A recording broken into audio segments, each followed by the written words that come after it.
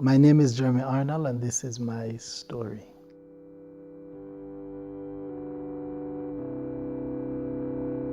I am one of 13 siblings. My mother was 5 months pregnant with the 10th child at that time when she was taken into a premature labor. She was taken to the hospital where she met the doctors who knew her well. She would have been there every year given the age range that we have. Upon reaching the hospital, the doctors realized that she was about to give birth.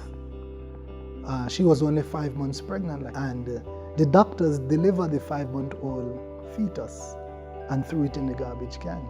Because at that time, technology wasn't at a place where it is now currently.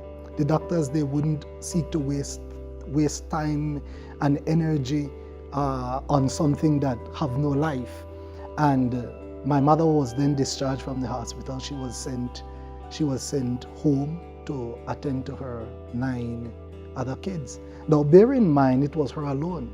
Our father was not there, he was absent. And they discharged her from the hospital, and she would return back to the garbage can, where she looked and she found her fetus, her baby. And she took a rag from her pocket and she picked up her baby, put it in the rag and put it in her pocket, and she went home. Upon reaching home, greeted by 9 hungry kids, she took the dress that she had on off and she placed it in a tub of water that was there. She went inside, she attended to everybody, and somebody asked, "Mommy, what about the baby?" And then she remembered that the baby is in the rag, but the rag is in the pocket of the dress, and the dress is in the tub of water. And she ran outside, searched among the clothes in the water, and she found there her baby still alive. And she said she heard a voice saying, "Go and stand with it out in the sun." 8 days after, however, the fetus took very ill, and she had to take the fetus right back to the hospital. And the doctor was amazed that after 8 days, the fetus is still alive, and they discovered that the fetus blood was poisoned, and the fetus was in need of a blood transfusion. However, they told my mother that there is no blood in the blood bank. They had only one blood, and it is the blood of a white man that was not yet screened. My mother, with the faith that she has and the courage that she has, she said, "Give it to him. That's the blood that belongs to him." Trying to appease this lady, the doctors knew well that this is a hopeless case, but to get rid of this lady, they did the blood transfusion.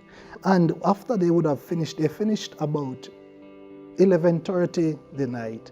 The doctors went to my mother and said, "You could go home, because at midnight, half an hour from this time, that fetus will die," because we did not follow protocol.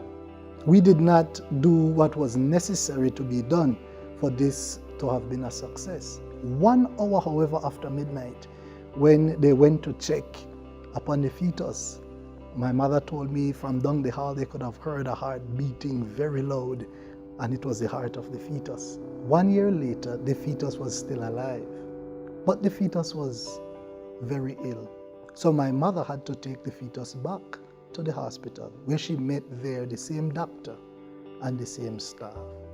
Now somebody might ask, why didn't she go to another hospital? Well, the truth is, she was extremely poor, and she couldn't afford going to another hospital. But more than that, at hindsight now, I see that it was God working for the life of the fetus. And God would have this doctor and these staff to witness the miracle working power of him. The doctor then was amazed that after 1 year, the fetus is still alive. At this time, you would think that the doctor would recognize that there is a supernatural power working behind the scenes. But the doctor looked at my mother and said, "Don't get too attached. At the age of 2, he will be totally crippled. At the age of 3, he will be totally blind. At the age of 4, he will be a complete retard. And at the age of 5, he will die." I want to say that man can appoint, but God ultimately disappoints. At the age of 6, the fetus went into primary school, not with a cane, because he wasn't blind, not in a wheelchair because he wasn't crippled, and he wasn't placed in a special section because he wasn't a retard. As a matter of fact, the fetus aced every subject in primary school, went on to high school and to junior college. And I want to tell you that that fetus happens to be me today. Currently, I am in Jamaica studying at the Northern Caribbean University. Maybe you might have been rejected or thrown in a can like I was.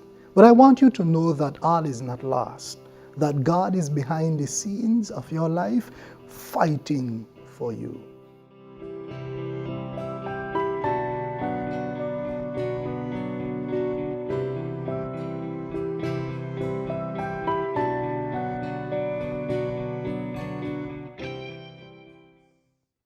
You want me to bridge that?